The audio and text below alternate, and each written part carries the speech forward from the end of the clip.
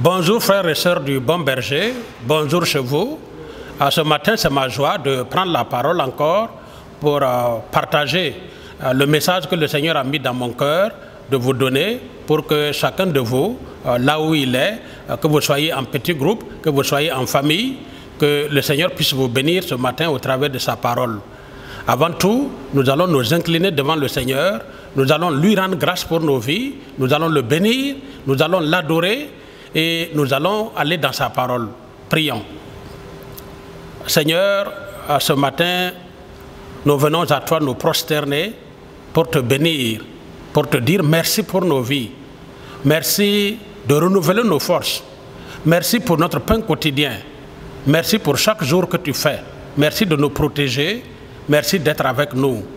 Nous venons à toi ce matin nous présenter à toi pour te demander de nous donner l'onction dont nous avons besoin pour partager ta parole. Et pour que ceux qui vont recevoir ta parole puissent avoir également la sagesse de la mettre en pratique dans leur vie. Je te bénis et je te rends grâce. Dans le nom de notre Seigneur Jésus, nous avons prié. Amen. Nous allons prendre nos Bibles dans Hébreux au chapitre 4 et nous allons lire les versets 15 et 16. Hébreux chapitre 4, les versets 15 et 16. Alors ça, c'est le texte du message. Pour ce qui est de la lecture biblique, nous allons retenir Philippiens chapitre 4, versets 6 et 7, et également 1 Pierre chapitre 5, verset 7. Je vais lire donc dans Hébreux chapitre 4, les versets 15 et 16. Car nous n'avons pas un souverain sacrificateur qui ne puisse compatir à nos faiblesses. Au contraire, il a été tenté comme nous en toutes choses, sans commettre de péché. Approchons-nous donc avec assurance du trône de la grâce, afin d'obtenir miséricorde et de trouver grâce pour être secourus dans nos besoins. Que le Seigneur bénisse la lecture de sa parole. Ce matin, je rends grâce au Seigneur Jésus qui nous donne encore cette occasion et cette opportunité d'être ensemble autour de sa parole. Et je voudrais tout simplement, une fois de plus, demander que le Seigneur nous donne l'onction de partager cette parole, mais aussi de mettre en pratique ce que nous aurons entendu. Je voudrais maintenant tout simplement commencer en vous disant que nous devons regarder le récit de la tempête apaisée.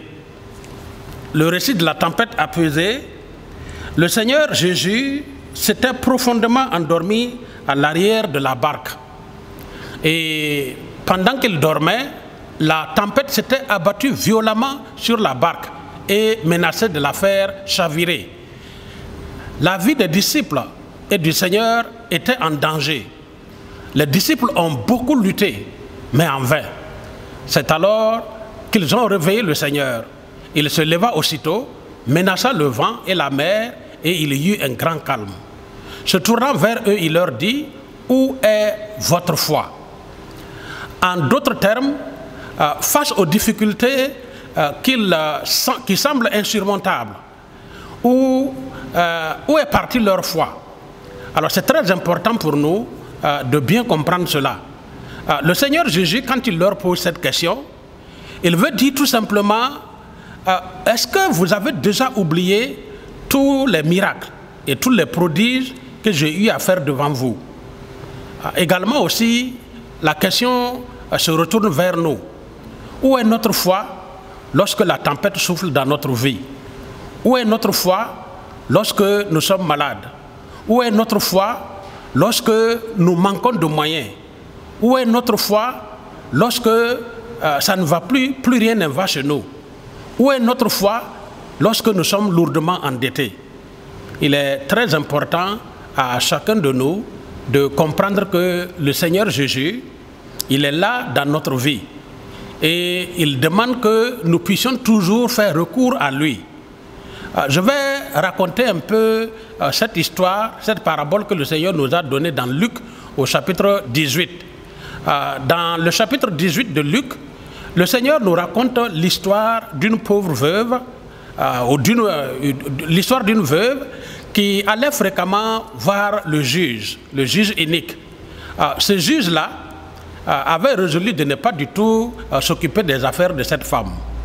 Mais tracassé continuellement par cette femme qui venait sans cesse lui insister sur sa situation, eh bien, le juge unique a fini par résoudre le problème de cette femme. Et le Seigneur Jésus ajouta, « Et Dieu ne fera-t-il pas justice à ses élus qui crient à lui jour et nuit? Oui, Dieu nous fera promptement justice. Mais quand le Fils de l'homme viendra, trouvera-t-il la foi sur la terre ?» C'est sur cette question importante que va porter mon message. Lorsque le Fils de l'homme viendra, est-ce qu'il trouvera la foi sur la terre? Il est très important pour nous de comprendre cela. Aujourd'hui, le monde est troublé. Aujourd'hui, avec le coronavirus, tout le monde est paniqué. La ville de Ouagadougou est mise en quarantaine, ainsi que d'autres villes du Burkina. Alors aujourd'hui, c'est comme si la question qui se pose, c'est mais est-ce que nous allons vers la fin du monde? Quand est-ce que le Fils de l'homme viendra? La question se pose à chacun de nous. Il y en a qui pensent que nous sommes à la fin du monde. Il y en a qui pensent que le Seigneur est proche. Effectivement, la question fondamentale qui se pose, c'est quand est-ce que le Seigneur Jésus reviendra? Alors, la Bible répond clairement à cette question. Dans Matthieu 24, 36, il est dit tout simplement que nul ne sait ni le jour ni l'heure. Personne ne pourra vous dire clairement quand est-ce que le Fils de l'homme viendra.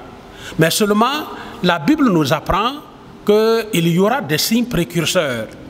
Il y aura en fait des signes avant-coureurs.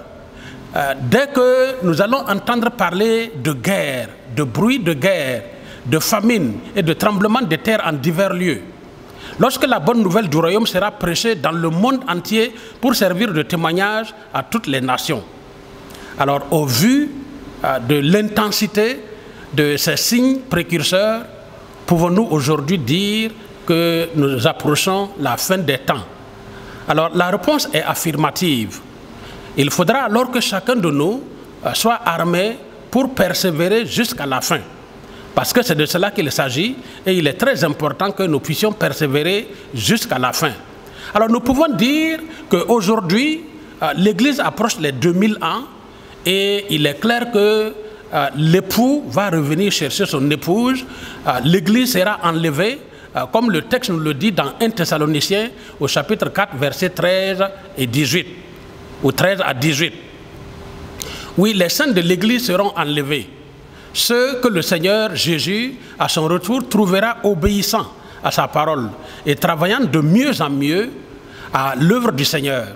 Ceux-là se seront investis pour être ouvriers avec Dieu dans la moisson des âmes.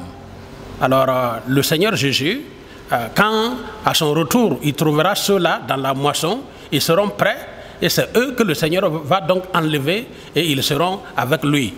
Alors, il est très important pour nous d'être dans la moisson. Il est bon que nous lisons Jean 4, le verset 15, ou du moins Jean 4, le verset 35. Il est bon de lever les yeux sur les champs de la moisson. La moisson ne préoccupe pas beaucoup de membres de la famille. Souvent dans nos familles, au temps de la moisson, sauf le chef de famille est très préoccupé. Les autres vaquent tranquillement à leurs activités. Or, la famille a semé, la famille a labouré pendant plusieurs mois. Et maintenant, la récolte est là. Mais qui s'en préoccupe? Seulement le chef de famille. La question qui se pose à nous aujourd'hui, c'est qu'effectivement, la moisson des âmes est abondante, mais il y a très peu ou un petit nombre seulement qui s'en occupe. C'est pourquoi le Seigneur, le maître de la moisson, nous demande de prier. Et le Seigneur s'écrit que la moisson est abondante, mais les ouvriers sont peu nombreux. De prier le maître de la moisson pour qu'il envoie des ouvriers dans sa moisson. Chacun de nous préfère vaquer à ses activités habituelles. Cependant, le Seigneur regarde à ceux-là qui vont s'intéresser à la moisson, ceux-là qui vont non seulement prier, mais qui vont s'investir également dans le champ de la moisson. Voilà ceux-là qui seront en train de travailler avec Dieu en attendant son retour. Et ceux qui seront aux côtés de Dieu, en train de moissonner, en train de travailler en attendant son retour, eh bien, le Seigneur Jésus, à son retour, va les enlever, il va les prendre avec lui pour qu'ils demeurent dans sa maison et pour qu'ils demeurent avec lui. C'est pourquoi, mon frère, ma soeur, es-tu dans la moisson du Maître? Investis-toi à être un témoin du Seigneur Jésus dans le milieu où tu te trouves et investis tes ressources dans la moisson du Maître. Cela est très important pour chacun de nous. Alors, en attendant, je voudrais d'abord dire quels sont les événements présents dans lesquels on peut te poser la question « Où est ta foi ?»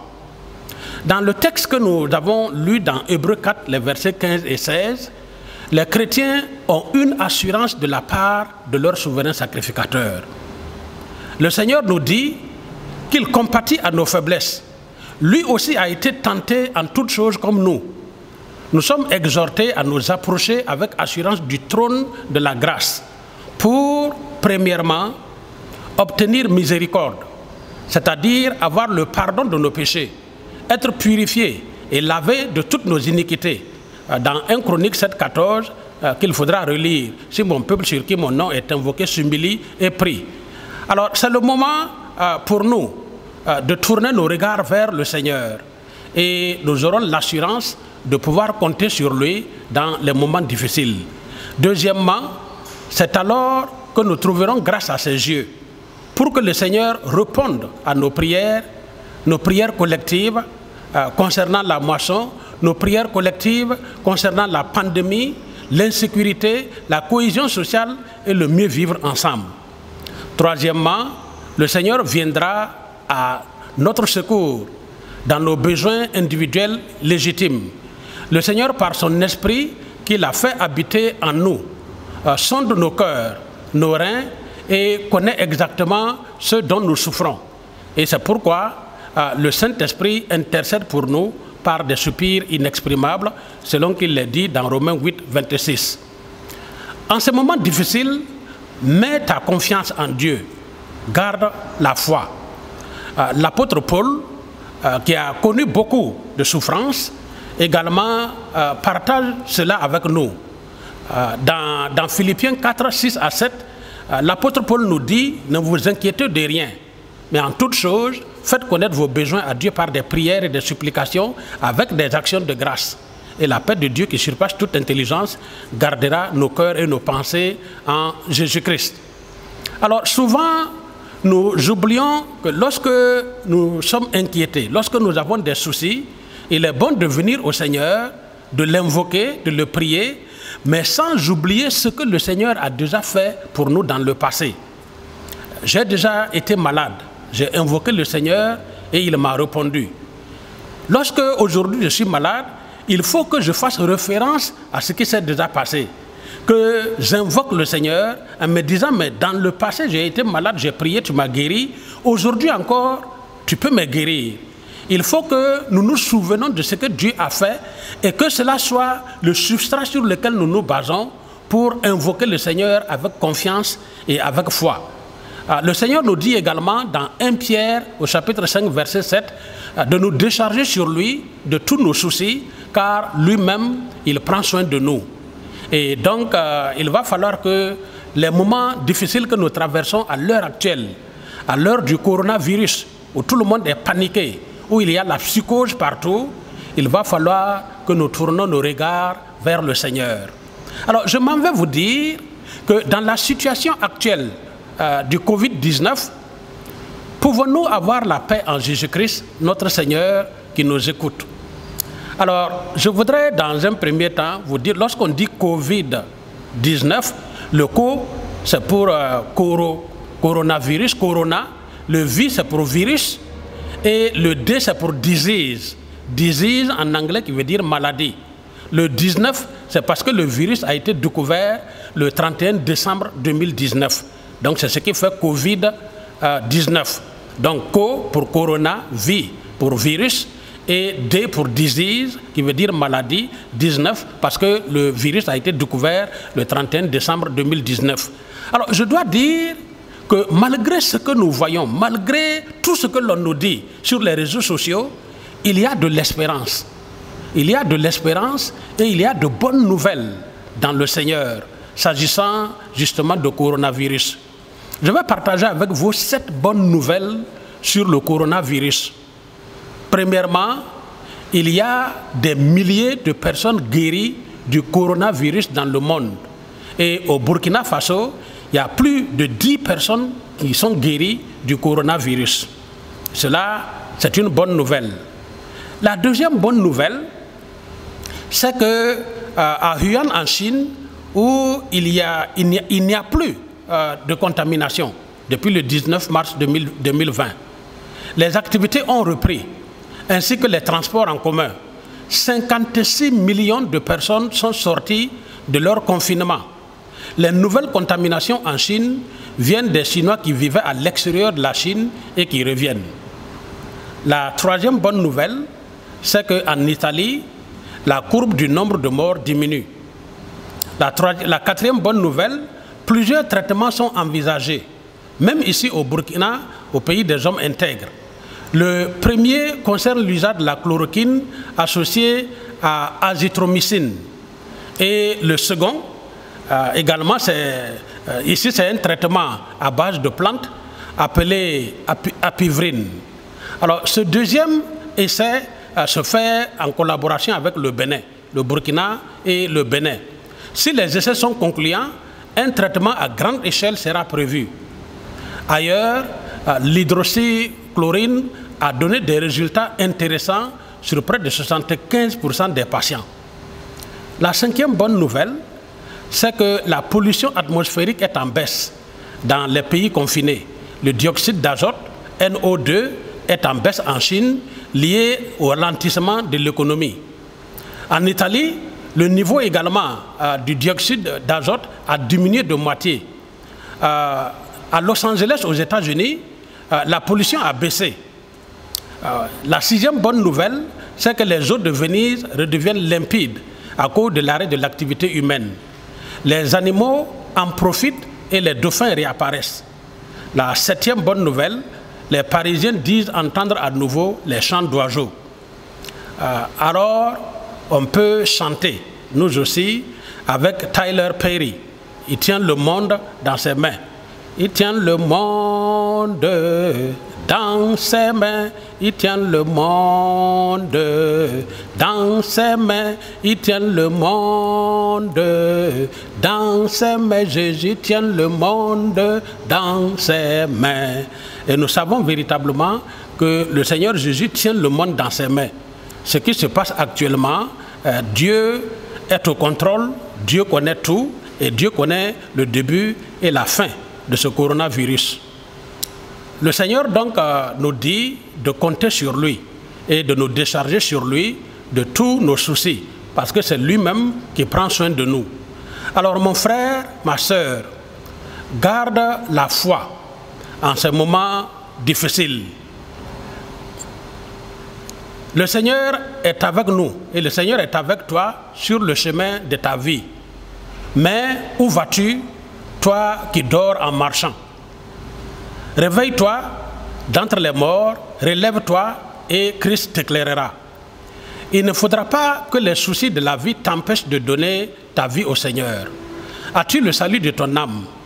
As-tu reçu le Seigneur Jésus-Christ comme ton Sauveur et ton Seigneur? Si oui, que fais-tu dans son royaume depuis que tu as cru? As-tu gagné quelqu'un au Seigneur Jésus? As-tu témoigné à tes proches? Annonce l'évangile de Jésus-Christ à ceux qui t'entourent, sinon tu les abandonnes dans la perdition, alors que le monde tire vers sa fin. Lèvons-nous et allons dans la moisson de notre Maître, qui revient bientôt et sa rétribution est avec lui. Si oui, donne dès à présent ta vie au Seigneur Jésus, le Sauveur du monde. Il pardonnera tes péchés et tu auras la vie éternelle. Comme il est dit dans Acte 16, 31. Crois au Seigneur Jésus et tu seras sauvé, toi et ceux de ta famille. À ce matin, si tu m'as entendu, l'heure aujourd'hui est au salut et au salut des âmes. Est-ce que tu es sauvé? Est-ce que tu connais le Seigneur Jésus personnellement comme ton sauveur et ton Seigneur?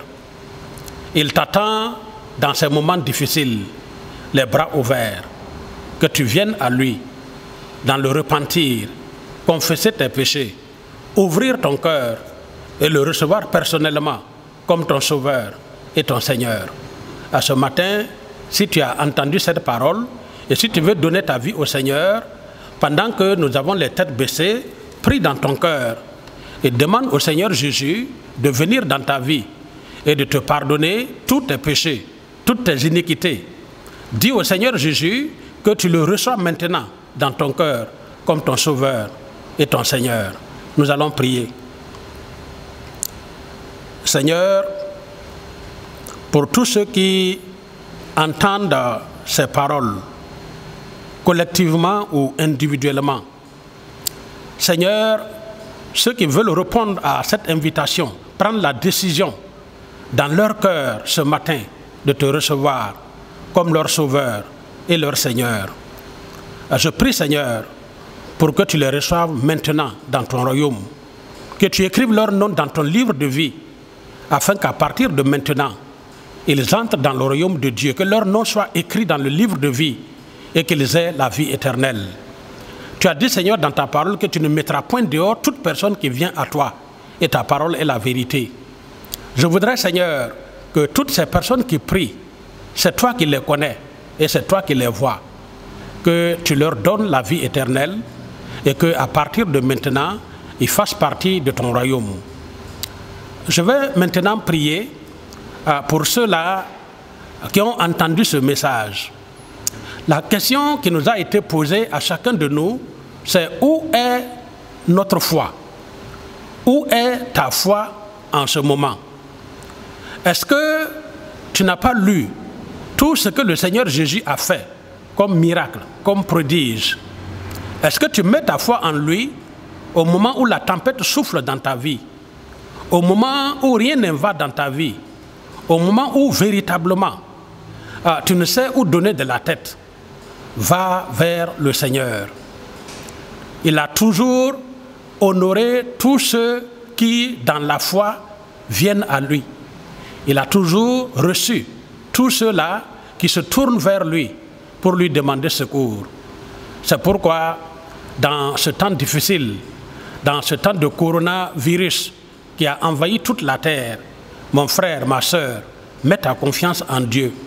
Tourne-toi vers le Seigneur Jésus. Et il se lèvera dans ta vie et il va calmer la tempête qui souffle aujourd'hui dans ta vie. Tourne-toi à lui, donne-toi à lui et laisse le Seigneur Jésus agir comme il l'a fait dans la barque lorsque les disciples l'ont réveillé. Ce matin, je voudrais donner à chacun de vous cette confiance et vous demander d'avoir cette confiance dans le Seigneur. Espérez en lui. Que la situation actuelle ne décourage personne. Ayons les regards simplement tournés vers notre Seigneur et notre Dieu. Il nous accompagnera tout au long de notre vie et il nous bénira pour que nous soyons en bénédiction également à tous les autres. Que le Seigneur vous bénisse et que le Seigneur vous donne de continuer de méditer ses paroles jusqu'à ce que le dimanche prochain nous retrouve. Que Dieu vous bénisse.